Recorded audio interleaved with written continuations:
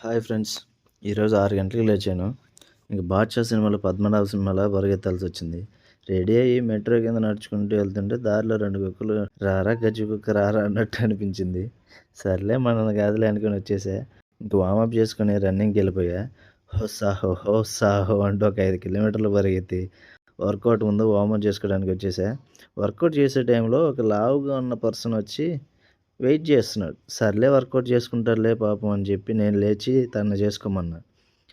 అతను తన గర్ల్ ఫ్రెండ్ని పిలిచి చేయిస్తున్నాడు. బ్రో, నువ్వు అమ్మాయి కోసం కష్టపడే కష్టంలో సగం నీ కోసం పడుంటే హృతిక్ రోషన్ లాగా ఉండేవాడిరా అనే మనసులో అనుకొని వచ్చేసా.